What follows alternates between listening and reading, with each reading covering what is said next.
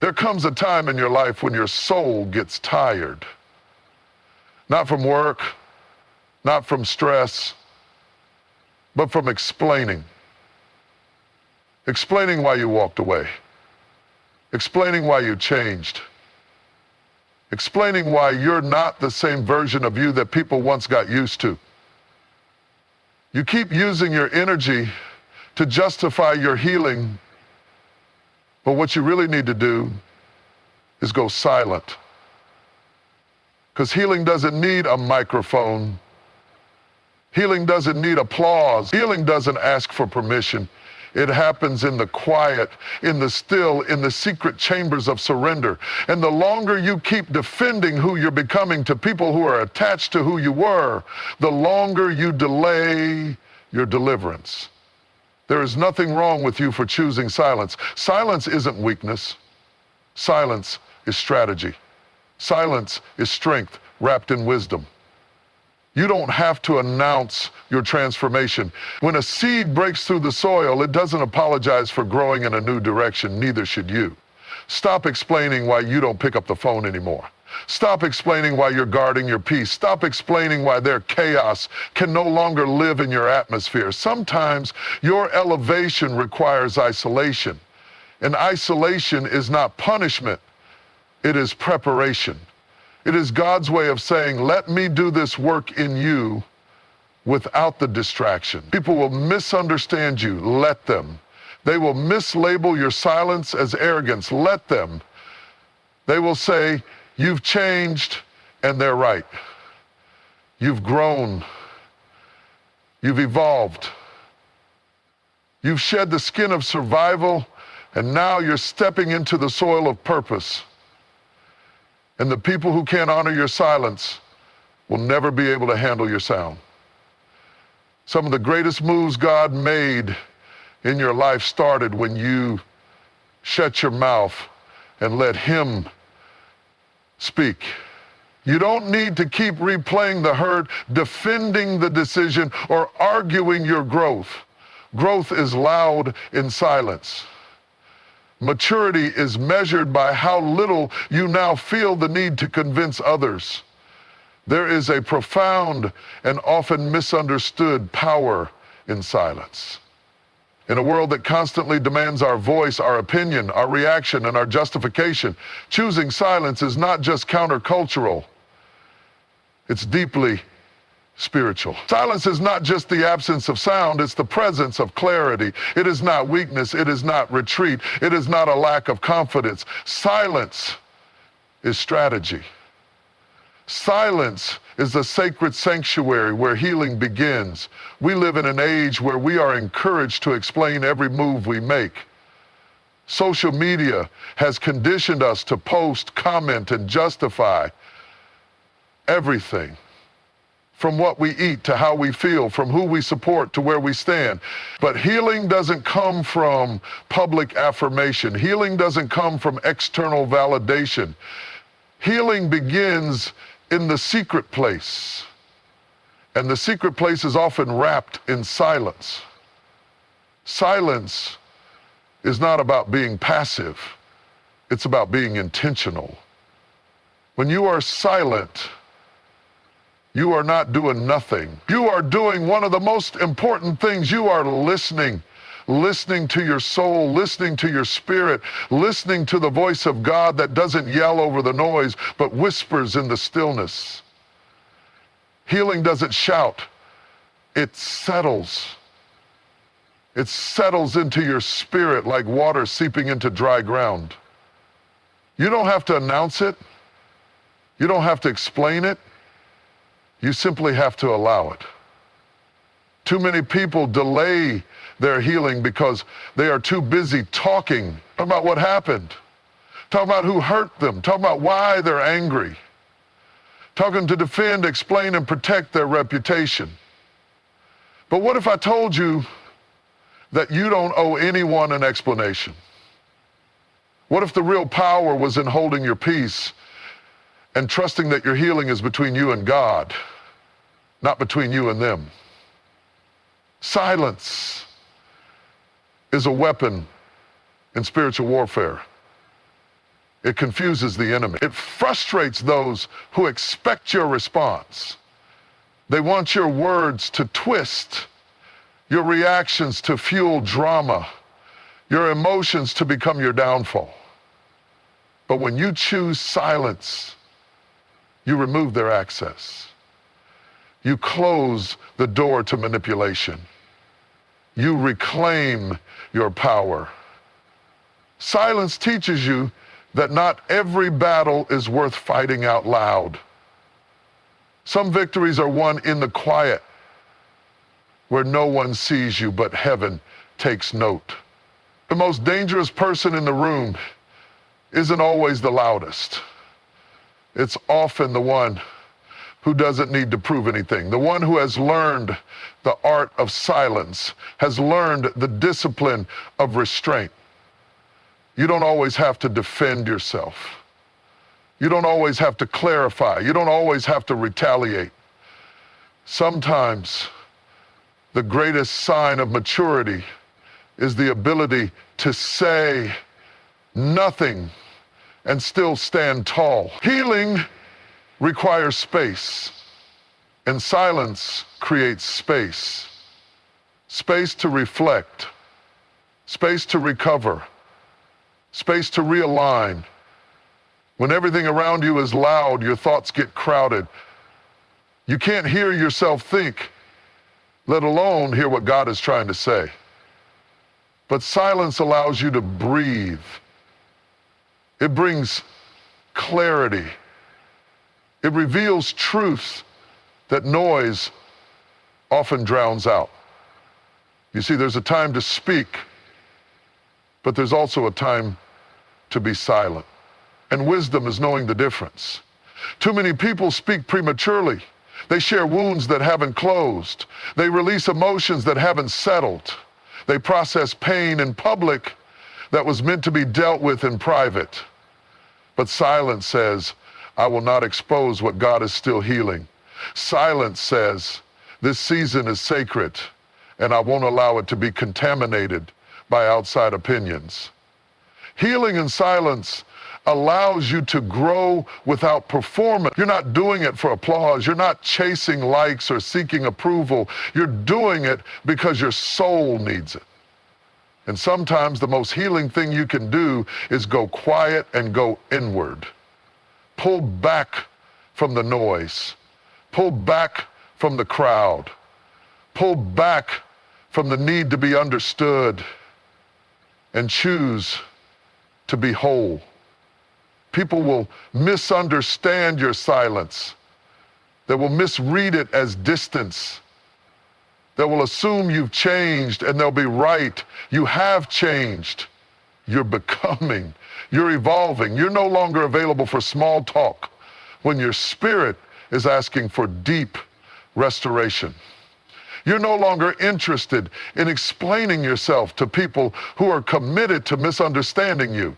Sometimes silence is the only answer you need to give. It speaks louder than defense. It communicates boundaries. It protects your peace. And it gives God the space to fight battles you were never meant to fight with words. When you stop talking, God starts moving. When you hold your tongue, heaven responds. Your silence becomes agreement with divine strategy. Do not confuse silence with suppression.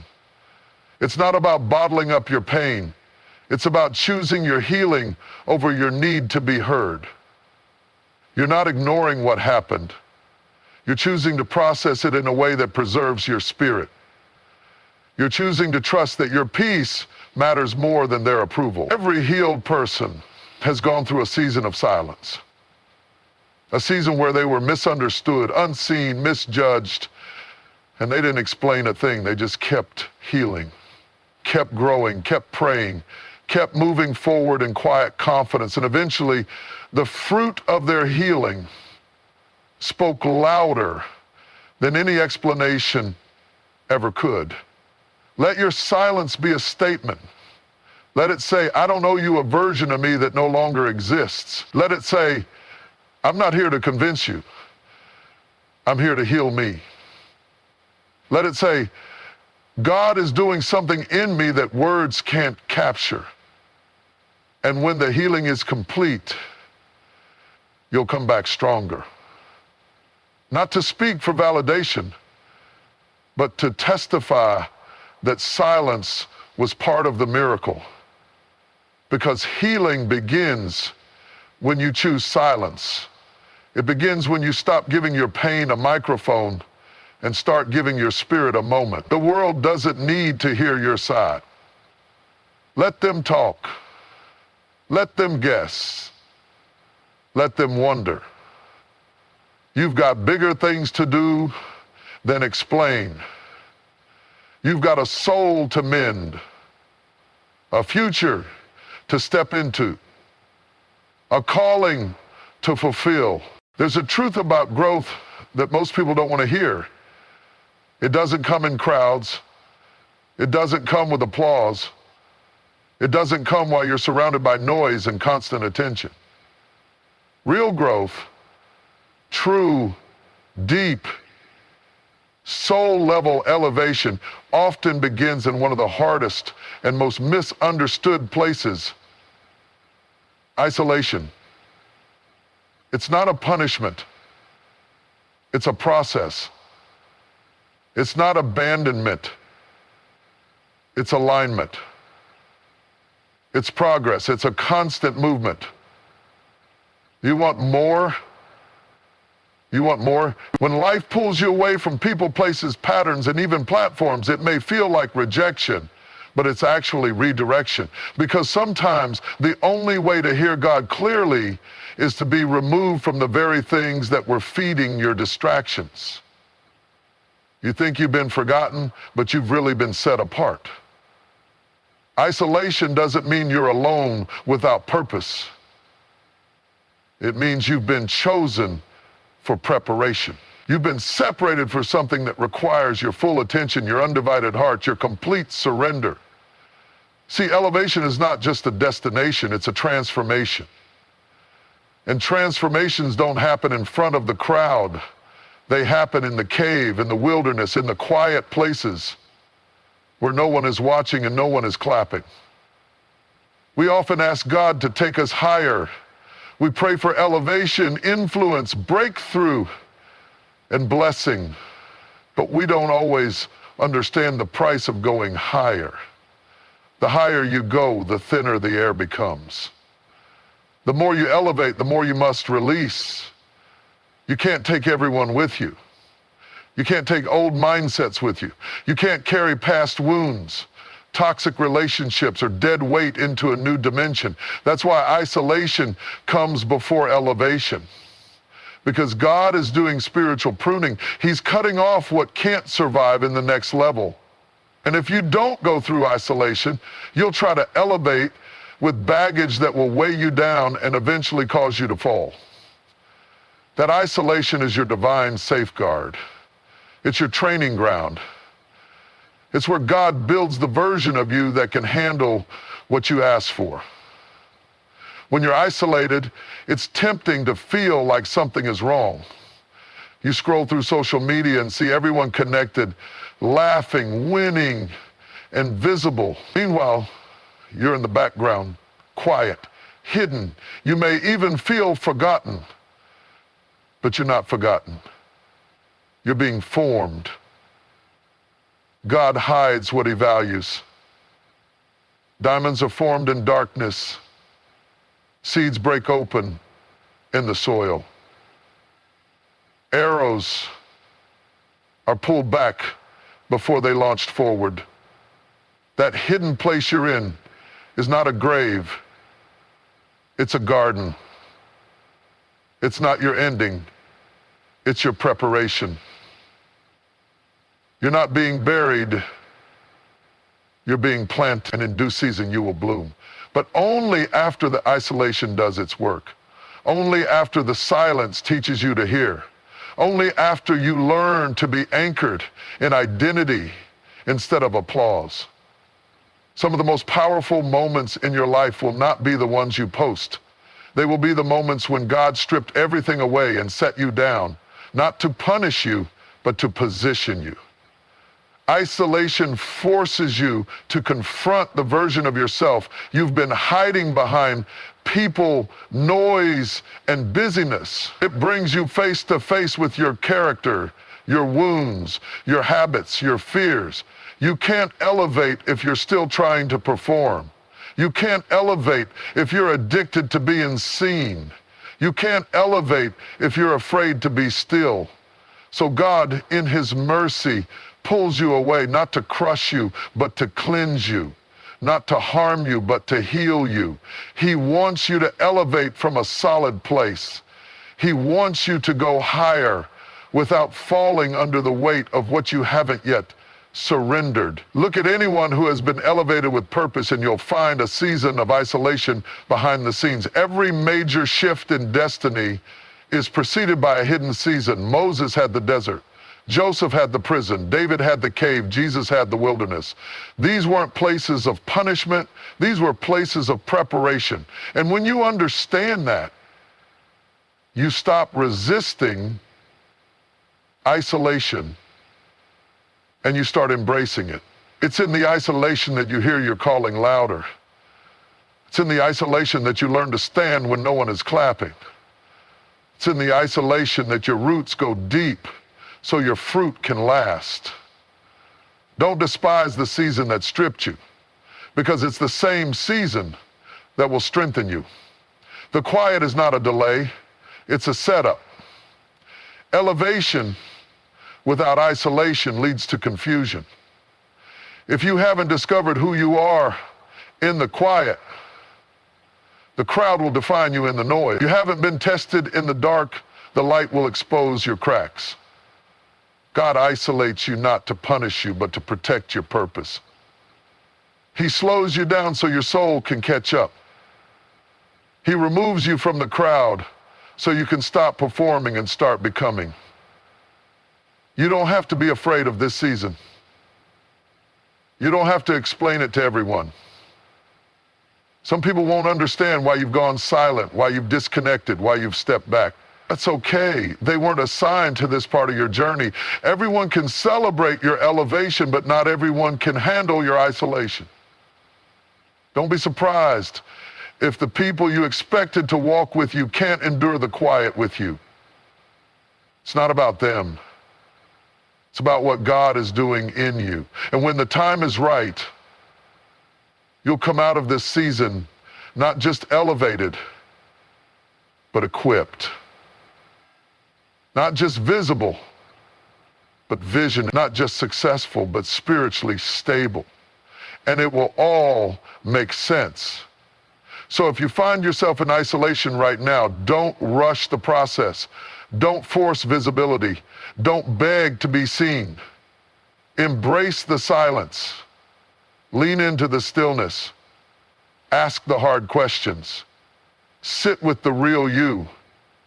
Allow God to refine what the world can't touch. Let Him remove what doesn't belong on the next level. There's a season in every person's life when the shift begins. A season where who you were no longer fits who you're becoming. It's not always loud. It's not always public.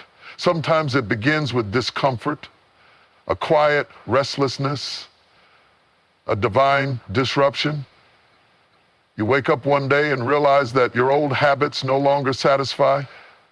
Your old circle no longer inspires. Your old mindset no longer aligns with where your soul is trying to go. That's the beginning of transformation. But here's the truth. Transformation doesn't ask for permission. It doesn't wait for consensus, and it certainly doesn't need validation. You don't need anyone's approval to evolve. You don't need a round of applause to become. You don't need a panel of people to vote on your decision to grow. You don't need a confirmation from the crowd when you've already heard a whisper from God. Too often people stay stuck in outdated versions of themselves because they're afraid to lose the support of those who only like the old version. They hesitate to grow because they fear judgment. They delay their elevation because they're waiting for someone to say, it's okay. But let me tell you, growth doesn't always look pretty. Transformation is not always popular, and the process of becoming who you were created to be is often misunderstood by people who are committed to the comfort of who you used to be. When you begin to transform, people will question you. They will say you're acting different. And they're right. You are different. You're thinking higher. You're moving smarter. You're choosing peace over pettiness, discipline over distraction, purpose over popularity. But those who are only attached to your dysfunction will never be able to celebrate your development. They benefited from your brokenness. They were comfortable with your chaos. And when you begin to shift, their support will shrink. That's okay. Let it. Transformation doesn't need a fan club. It needs faith. It needs obedience. It needs courage.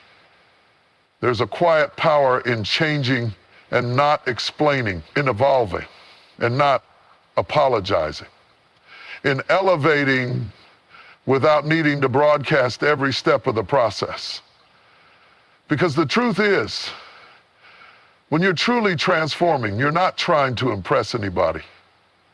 You're trying to honor the version of you that's finally showing up with clarity and conviction. We live in a time where everything is shared, posted, and liked. But transformation doesn't need to be seen to be sacred. It happens in silence.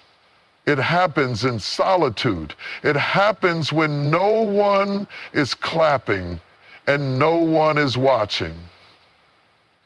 It's not for social media. It's not for validation. It's for your calling. It's for your assignment. It's for the healing that your future self is begging you to pursue. You don't have to explain why you don't go to the same places anymore, why you don't entertain certain conversations anymore, why you've started guarding your energy, protecting your peace, and saying no without guilt. You don't owe anyone an explanation for choosing yourself after years of self-abandonment. You don't owe them a breakdown of your new boundaries. Some things are better left unspoken, because transformation proves itself over time. When a caterpillar becomes a butterfly, it doesn't return to explain itself to the other caterpillars. It flies, it lives, it fulfills its purpose. It doesn't waste time convincing others that its wings are real. In the same way, you don't have to convince anyone that your growth is genuine. Let your fruit speak. Let your peace speak. Let your elevation speak. Validation is a trap. It keeps you performing for approval.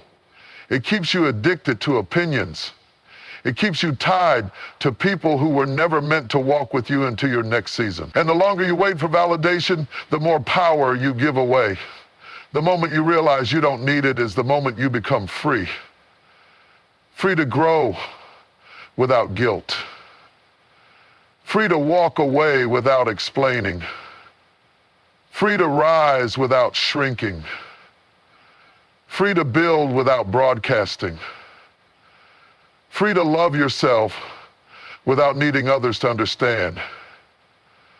Because not everyone is meant to understand your transformation. And that's not their fault. It's simply not their assignment. Transformation is personal, it's intimate. It's between you, your wounds, your wisdom, and your Creator. It's forged in fire, built in brokenness, birthed in surrender. And when God starts the work in you, he's not asking for outside approval. He's asking for your agreement. Your yes is more powerful than their maybe. People may mock your process, but they can't deny your progress. They may question your silence, but they'll have to respect your stability. They may not recognize you anymore, and that's good, because you didn't survive all that trauma, all that confusion, all that heartbreak just to stay the same. You're supposed to look unrecognizable when healing takes place. You're supposed to walk different, talk different, and choose different. And while others are looking for proof, you're living it. You're walking evidence of grace. You are the testimony. Your peace is the loudest message. Your joy is the loudest sermon. You don't need to talk about it. You are it. So stop shrinking to make others comfortable. Stop waiting to be validated before you evolve. Stop explaining your transformation to people who were never meant to understand your vision. You are not who you used to be, and that's a good thing. You are shedding layers, breaking patterns, disrupting cycles. And if that makes people uncomfortable, let them adjust or move aside. You don't need permission to grow. You don't need applause to keep going. You don't need validation to become. You simply need to keep walking in truth. Keep obeying the still, small voice inside. Keep choosing you over and over again, even when it's lonely, even when it's silent, even when it's hard. Because in the end, transformation that needs validation isn't real change, it's performance. And you weren't made to perform, you were made to evolve, to grow, to heal, to rise, to break generational chains, to stand in power and purpose. And that kind of transformation is too sacred to be explained. It's too holy to be voted on. It's too divine to be voted down for the comfort of others. There's a point in life when you learn that not everything requires a response. Not every accusation deserves an answer. Not every situation needs your commentary. Some things are better handled not with your voice, but with your peace. In a world addicted to noise, silence is often mistaken for weakness. But silence wrapped in peace, that's strength beyond understanding. When your heart is at peace, you don't have to fight for position. When your mind is settled, you don't have to prove a point. When your soul is anchored, you don't need the last word. Peace will speak for you. Peace is not passive. Peace is power under control. Peace doesn't mean you agree with injustice, tolerate abuse, or ignore reality. Peace means you've chosen a higher response. It means you've placed the battle in hands greater than yours. It means you understand that your dignity is not found in how loud you shout, but in how calm you remain when the storm rages. Let peace speak louder than the insults. Let it speak louder than the drama. Let it speak louder than betrayal, disappointment, and disrespect. Because the more at peace you are within, the less you need to react to what's going on around you. That doesn't mean you don't feel the sting of what was said or done. It means you've matured beyond the need to prove your peace by losing your peace. It takes discipline to stay calm. It takes emotional strength to walk away. It takes spiritual maturity to be still while everything around you tries to pull you into chaos. But that stillness isn't apathy, it's wisdom. That calm isn't detachment, it's discernment. Because sometimes the greatest display of power is found not in reaction, but in restraint. You don't need to argue with people who are determined to misunderstand you. You don't have to defend yourself against every lie, every rumor, or every false assumption. Your life, your fruit, your consistency, your peace will say everything your words could never explain. And when your peace speaks, it speaks with authority. It speaks from a place that can't be shaken by circumstances or swayed by opinion. When you have peace, you stop chasing closure. You stop looking for validation. You stop needing revenge. You realize that peace is the closure. Peace is the proof that you've healed, the sign that you've grown, the evidence that you've surrendered control and stepped into trust. That's what makes peace so powerful. It's not the absence of conflict. It's the presence of confidence that says, I know who I am. I know who my God is. And I know I don't need to fight battles that aren't mine. Sometimes God will test you not with a storm, but with silence. Not with conflict, but with chaos around you, just to see if you'll let your peace speak for you. Will you try to fix everything with your words? Or will you trust that there's a language higher than human logic? Because peace is divine communication. It says where your voice can't. It moves when your hands can't. It works when your words fall short. You'll know you've grown when your first reaction is no longer to argue, but to breathe, to pray, to pause. You'll know you're healing when you choose peace over proving a point. When you stop replaying the conversation in your mind. When you stop planning your comeback. When you realize you don't need to win the argument to win your future. Some people thrive off of reaction. They need your attention to feel powerful. They want your rage to fuel their narrative. They seek your energy to validate their drama. But when you stay in peace, you remove their access. You protect your energy. You preserve your joy. You declare with your silence that they no longer have the authority to pull you out of character.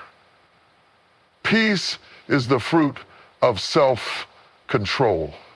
It's the product of wisdom and faith.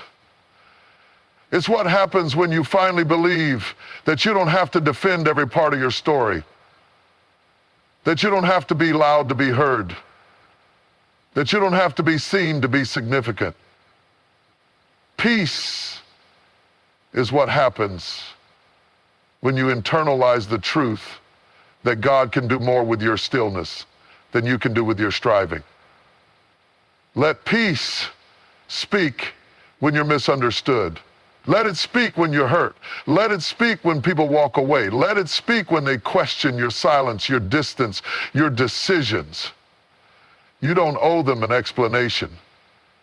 If they can't hear your heart, your words won't help them.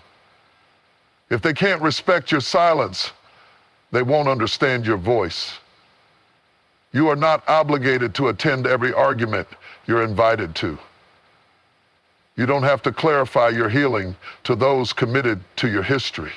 You don't have to exhaust yourself trying to be understood by people who only listen to respond. Let your life speak. Let your peace testify. Let your transformation echo louder than any defense you could mount. When Jesus stood before his accusers, he didn't argue. He didn't try to prove who he was. He stood in silence. Not because he didn't have the words, but because he was the Word. His peace was his posture. His silence was his power. And that same spirit rests on you. You don't have to shout to be anointed. You don't have to clap back to be victorious. You're stepping into a season where your peace is your platform, where your quiet confidence is your announcement, where your joy, your stability, your stillness will turn heads more than your words ever could. And when people ask, why aren't you saying anything? Tell them this, because my peace is saying everything. Let peace speak for the places you've healed. Let it speak for the battles you've overcome. Let it speak for the wisdom you've gained. Let it speak for the time you've spent in the presence of God, learning not how to shout louder, but how to stand stronger. Because peace doesn't need an audience. Peace is the evidence that the storm didn't break you. It may have shaken you, but you stayed rooted. You stayed planted. And now, as the winds die down and the dust settles, you're still here. Not bitter, not broken, not bruised, but peaceful.